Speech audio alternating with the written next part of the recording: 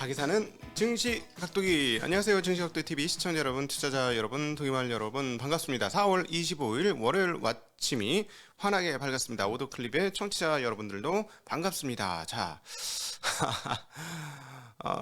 감히 오늘은 월요일이니까, 월요일은 내피셜의 날이잖아요. 그래서 오늘은 내피셜 가득한 얘기들을 여러분들과 나누고자 합니다. 일단 지금 시장이 이렇게 지난 주말에 크게 제가 이제 긴축 쇼크라고, 긴축 발작이라고까지 표현드렸을 정도로 많이 빠진 이유 중에 하나는 6월 달에 금리를 50bp 아니고 더 올릴 거라고 생각하고 있기 때문에 그래요. 그러나 제가 보기에는 그 정도까지는 아닐 것이다. 그냥 75bp를 올리기보다는 50bp를 여러 차례 올리는 거죠. 훨씬 확률적으로 높다. 근데 시장은 그렇게 쇼크를 먹었다. 이렇게 정리해 볼 수 있겠는데요. 얼마나 쇼크를 먹었는지는 지난 주말에 미국 시장 제가 잠깐 보여드리긴 했습니다만 조금 더 명확한 화면으로 보여드리면 좋을 것 같습니다. 핀비즈닷컴에 나오는 맵을 보죠. 네, 이런 날을 본 적이 별로 없어요. 그쵸? 물론 뭐 2000년 3월 달에 맨날 이랬죠. 2000년 3월 달에 그 제가 이제 복귀를 해보면 뭐 하루에 지수가 5% 7% 막 이렇게 빠져서 기가 찬 날들이 있었는데 어쨌든 그 이후로 참 오랜만에 이런 흐름들을 보는 것 같습니다. 유가까지도 빠지면서 에너지 관련주들도 대체적으로 거의 대부분 빠지는 그런 양상을 보여주었습니다. 자, 그러나 모두에서 말씀드렸습니다만은 왜 그 과하다고 생각하냐면 6월 회의에서 기준금리가 75bp 인하될 가능성을 지금 시장 패드워치 쪽에서 얼마나 반영을 하고 있느냐. 패드워치가 진리는 아니에요. 그냥 사람들의 생각들을 모아놓은 것을 퍼센테이지로 하는 거거든요. 근데 거기서 94%를 반영하고 있어요. 이건 좀 아닌 것 같아. 이건 좀 아닌 것 같고, 이거 일주일 전에 28%였거든요. 그래서 웬 75가 나와 했는데, 이 굉장히 많이 이렇게 충격을 받았죠. 근데 이런 이유가 있죠. 파월 의장의 발언에서 연유가 된 건데요. 파월 의장이 이렇게 얘기했습니다. 약간 더 빠르게 움직이는 것이 적절하다. 약간 더 빠르게 움직이는 것이. 그러니까 25bp는 물 건너갔네. 이 얘기를 듣는 순간 25bp는 물 건너갔고 50bp가 왔어요. 근데 정책에 있어서 앞당겨서 하는 것이 적절하다 라고 얘기했습니다. 아니 50bp까지는 알겠는데 또 땡겨? 뭘 땡겨? 그럼 7월 달에 50bp 될 걸 땡기는 거라? 이런 분위기가 된 거죠. 그래서 이미 나온 5월 달에는 50bp 하겠다고 했으니까 5월 달은 50bp 하지만 6월 달은 땡긴다니까 이거 50이 아니라 75bp까지 하겠구나 라고 시장이 생각한 거죠. 네. 그래서 시장 분위기가 지금 완전히 험해졌고요. 그러나 제가 보기에는 6월 달에 75bp 반영하는 건 좀 어렵다 이렇게 보는 게 합리적일 거고요. 차라리 5, 6, 7월 연속으로 50bp. 그거는 가능하다. 그거는 가능할 것 같아요. 그래서 그렇다면 지금 충격 먹은 게, 시장에서 충격 먹은 게 뭐 합리적인 거죠. 이 정도 충격은 먹었어야 되는 거죠. 만약에 3개월 연속 50bp라면. 그런데 3개월뿐만 아니라 또 7월 말에 있다가 또 45일 이후에 있을 9월에 있을 FOMC 회의에도 어떻게 될까요? 거기도 50bp 가능성이 등장하기 시작했습니다. 요거는 소화가 덜 된 내용이에요. 네. 그러니까 지금 4번 연속 50bp 하면서 바로 2.5%까지 올리면 어떻게 되느냐? 시장 충격 안 먹을 수는 없죠. 이거는 먹어야 돼요. 생각보다 너무 센 거기 때문에 시장의 충격을 좀 먹을 겁니다. 그래서 지금 저희들은 이런 정도로 보시면 될 것 같은데요. 5월 50bp 소화 다 끝냈고 6월 50bp도 이번 하락을 통해서 소화가 다 끝났습니다. 그리고 7월 달 얼마 이상의 금리 인상도 소화를 하고 있습니다. 그것도 소화를 한 거예요.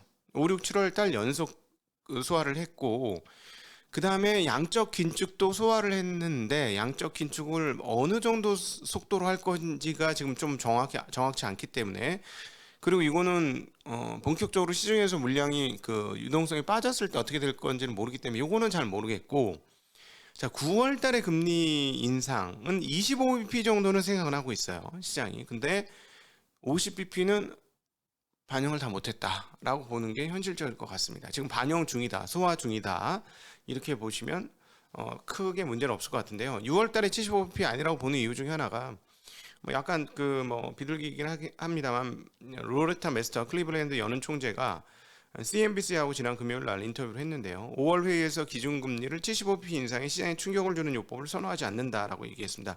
5월이라고 얘기는 했습니다만 75bp를 이렇게 세게 올려서 충격 주는 요법이라고 그랬어요. 그 요법이 있긴 있는 거죠. 그러나 그건 선호하지 않는다. 아마 많은 사람들이 선호하지는 않지 않겠느냐라고 보여주고요. 블러드 총재가 얘기한 3.5도 50bp씩 계속 6번 올리면 3.5를 만들 수 있잖아요. 굳이 75를 해야 하는지는 잘 모르겠습니다. 네, 아직까지는 그렇지 않고, 그 다음에 이제 연준 인사들의 발언들을 이렇게 정리를 해보면 패턴이 있습니다. 패턴. 우리가 아침마다 맨날 보니까 이제 여러분들도 조금 느낌을 가지실 텐데요. 어떤 패턴이 있냐면, 일단 블러드 아저씨가 선빵을 칩니다. 블러드 아저씨가 선빵을 치고요. 선빵을 치고 나면은 그동안에 비둘기였던 분들도 한 명, 두 명 이렇게 블러드 진영으로 넘어가요. 넘어가면서 처음에 블러드가 그렇게 얘기를 하고 나면 사람들이 아, 블러드니까 그러겠지. 이렇게 반응을 하죠. 블러드니까 그러겠지. 이렇게 반응을 하다가 어, 그 다음에 블러드의 말에 한 명, 두 명 넘어갈 때마다 시장이 한 번씩 충격을 받으면서 그걸 다 녹입니다. 그래서 실제로 그 건이 뻥 터지면 뭐 그러려니 하죠. 그러니까 이번 5월 달도 5월 초에 금리가 50bp 올라도 그 부분은 추가로 충격받을 부분은 그렇게 크지 않을 것이다. 이렇게 보셔도 큰 문제는 없을 것 같습니다. 자, 근데 지난 주말에 워낙 충격을 많이 받았는데 말씀드렸듯이 9월 달 금리 인상 것까지는 9월 달에 25bp 말고 50bp까지는 아직 반영을 못 했는데 그건 못한 듯 합니다. 뭐 정확한 게 어딨어요, 이게. 근데 이제 어쨌든 그걸 어떻게 할 것인지 한번 이번 주에 잘 봐야 할 것 같은데, 이번 주에 이제 빅테크 기업들의 실적 발표들이 좀 있습니다. 한번 그 주간 일정을 한번 살펴보도록 하죠. 네. 네, 주간 일정 보시면 이번 주에 이제 중요한 몇 가지 포인트가 있는데요. 그 1분기 GDP 성장률 발표가 있고요. 그 다음에 3월 개인 소비 지출 PCE 지수 발표가 29일 날 있습니다. 근데 제 느낌은 뭐냐면 29일 날 그 PCE가 이제 연준이 선호하는 그 물가 인상 지표잖아요. 이게 아마 조금 높지 않을까 싶습니다.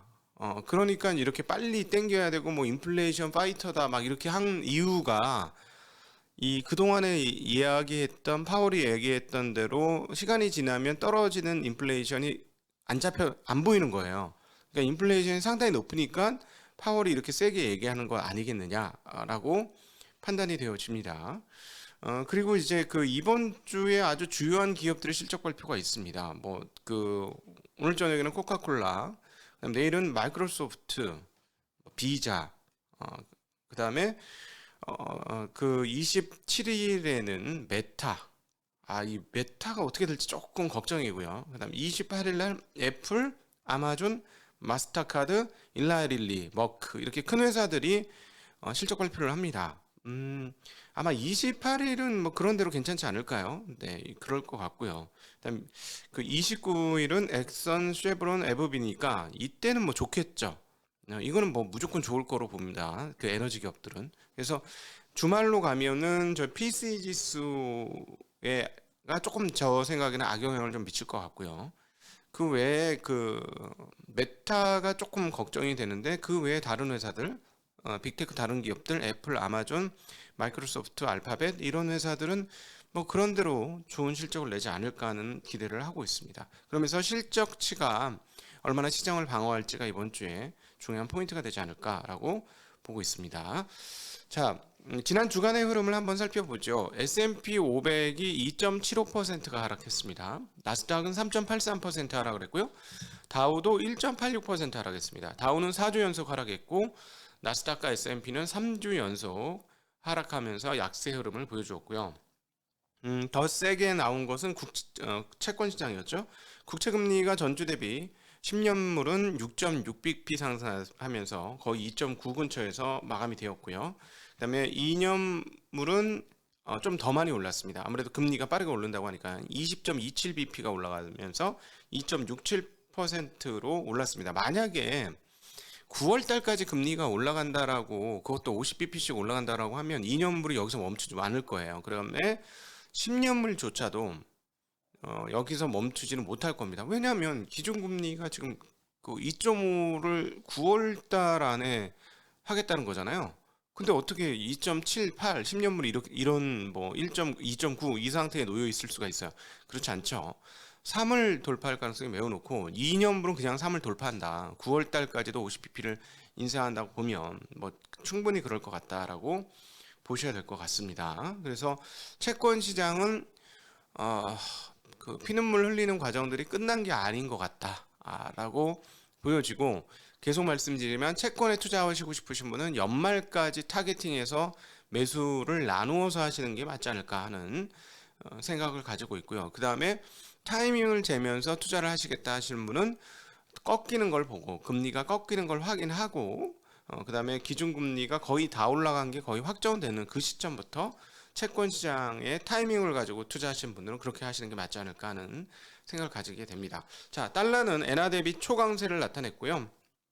한 주간 2엔 1.58% 달러가 엔화 대비 강세를 보여줬고 유로 대비로는 소폭 강세였습니다. 0.12%가 강세 나타나면서 달러 강세가 시현됐는데 지난 한 주간 동안 굉장히 특징적인 부분들은 엔화가 약세가 심화되면서 위안화 약세 폭이 상당히 크게 나타났다는 것이 가장 그 눈에 띄는 대목이었다 이렇게 볼 수 있겠고요.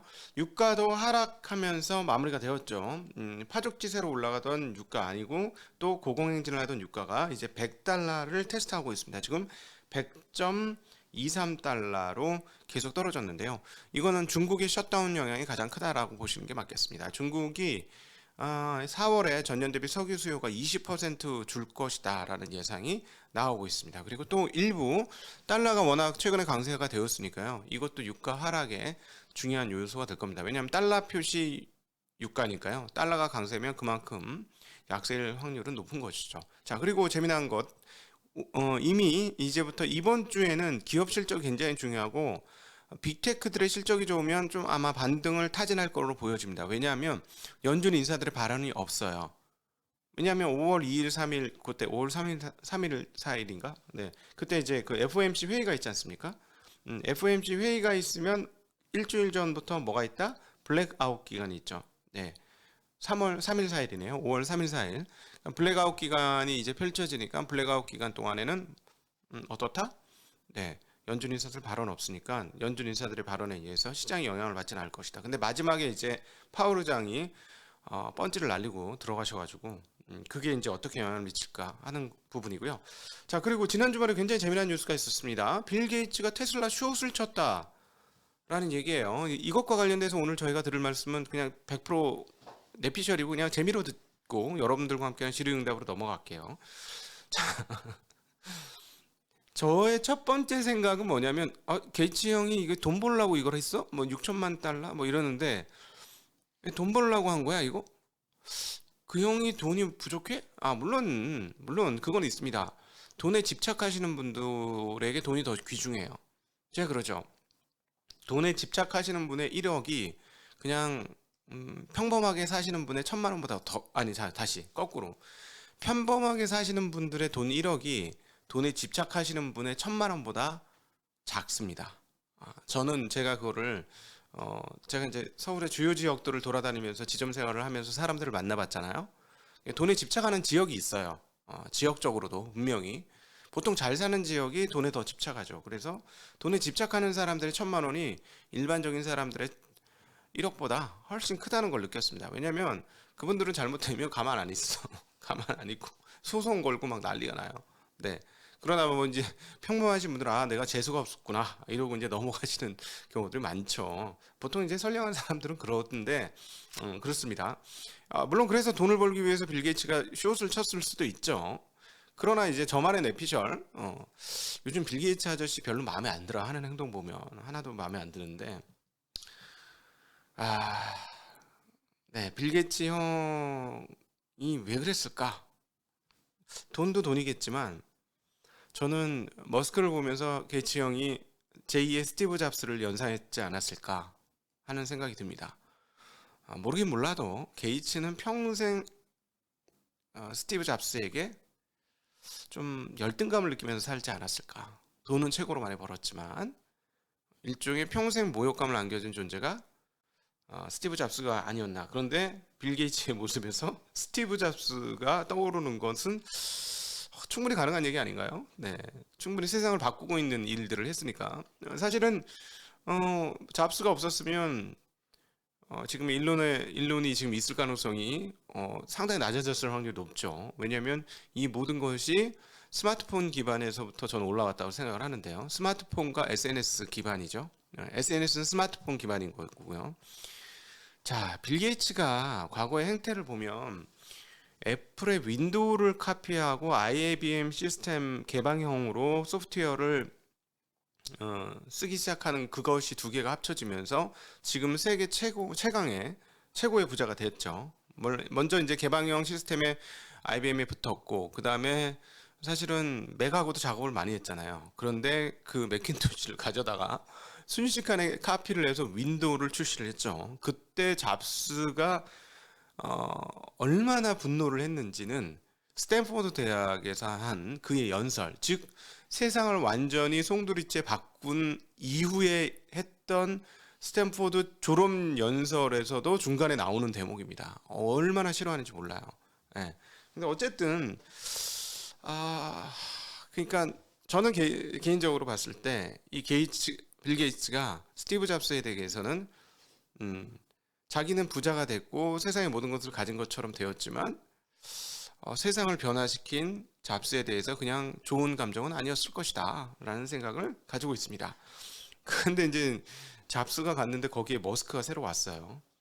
그러니까 왜 이런 생각을 하냐면 뭐 그동안에 게이츠 재단에서 게이츠 멀린다하고는 이혼했습니다. 그쵸? 이것도 굉장히 기분 나쁜 대목이에요.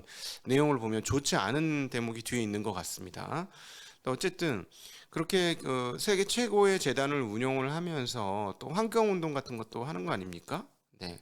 그런데 머스크가 말한 것처럼 서로 간의 그 문자 메시지가 사실인지는 잘 모르겠으나 사실이라고 가정을 하면 머스크가 얘기한 것처럼 세상에서 가장 친환경 차를 만드는 회사에 숏을 쳤다는 게 그가 자선 활동을 한 것과 부합하지 않죠.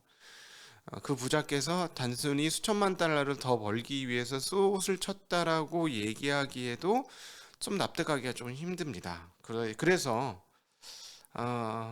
돈도 돈이지만 아마 게이츠는 머스크를 축복하고 싶지는 않은 사람이 아닐까. 그리고 또 하나는 자기보다 더 돈 많은 사람이 된 것이 기분 나쁘지 않았을까 하는 생각도 해보게 되었습니다. 어쨌든 별로 좋은 행동은 아닌 것 같습니다. 네, 여러분들과 함께한 4월 25일 금요일 순서 이렇게 마치고요. 질의응답으로 또 함께하도록 하겠습니다. 감사합니다. 안녕.